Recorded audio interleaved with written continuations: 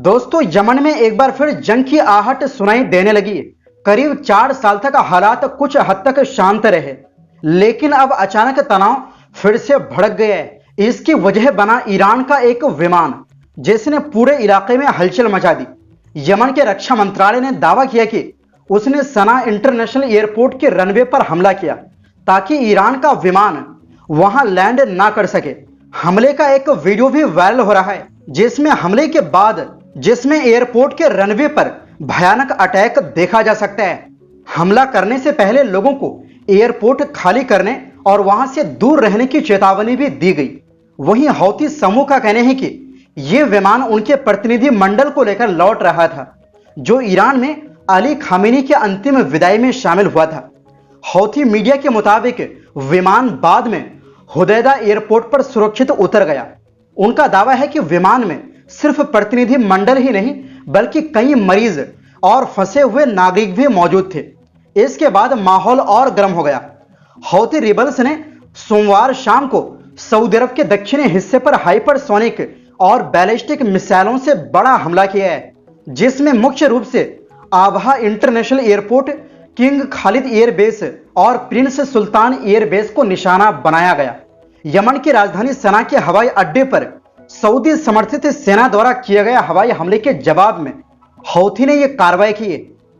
Saudi अरब के air defence system ने इन मिसाइलों को हवा में ही इंटरसेप्ट यानी नष्ट करने का दावा किया है।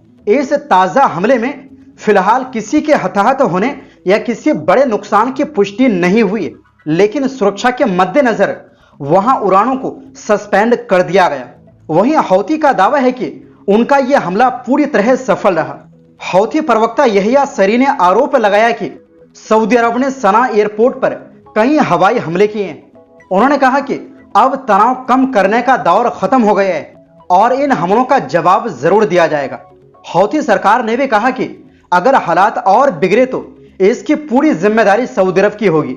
दूसरी तरफ यमन की राष्ट्रवादी परिषद के प्रमुख रशाद अल अलीमी ने कहा कि हौती समूह जानबूझकर नियमों को तोड़ते हुए ईरानी उड़ानों को सना लाना चाहता है।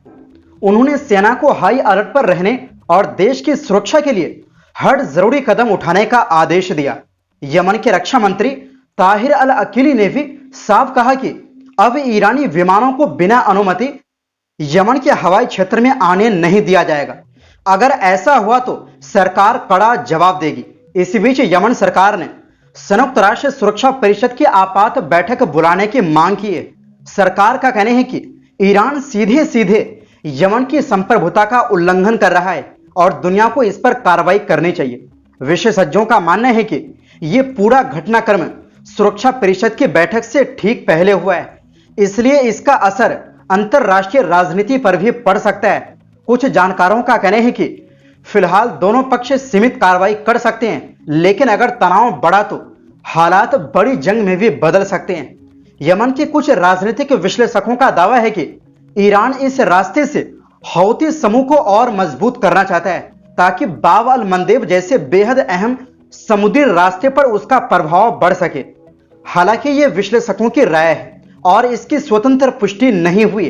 दूसरी ओर कुछ विशेषज्ञों का कहना है कि सऊदी अरब ने अभी तक आधिकारिक तौर पर किसी नए हमले की पुष्टि नहीं की है।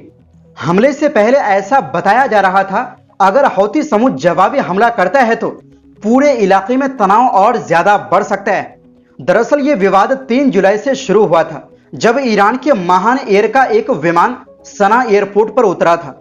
यमन सरकार का आरोप है कि उस विमान में ईरानी सैन्य विशेषज्ञ, ड्रोन और मिसाइल तकनीक से जुड़े लोग और कुछ खास उपकरण थे, जबकि हौती समूह का कहना है कि विमान में सिर्फ घायल, मरीज और फंसे हुए नागरिक थे।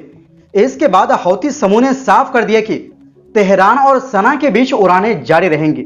वहीं यमन सरकार ने चेतावनी दी कि अगर फिर ऐसी उड़ान आए तो उसे रोकने के लिए हर जरूरी कदम उठाए जाएंगे। तनाव कम करने के लिए यमन सरकार ने एक प्रस्ताव भी दिया। सरकार ने कहा कि यमन एयरवेज के जरिए कानूनी तरीके से उड़ानें चलाई जा सकती है। जरूरत पड़ने पर हौती प्रतिनिधि मंडल को लाने के लिए अलग विमान का भी इंतजाम किया जा सकता है, लेकिन सरकार का आरोप है कि हौती समूह ने यह प्रस्ताव मानने से इनकार कर दिया।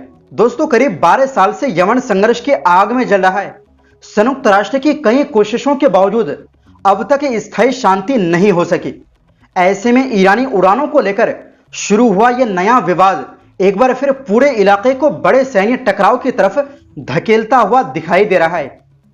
वैसे इस विवाद में किसकी गलती है, आप अपनी राय कमेंट बॉक्स में जरूर दें। फिलहाल के लिए इस रिपोर्ट में बस इतना ही।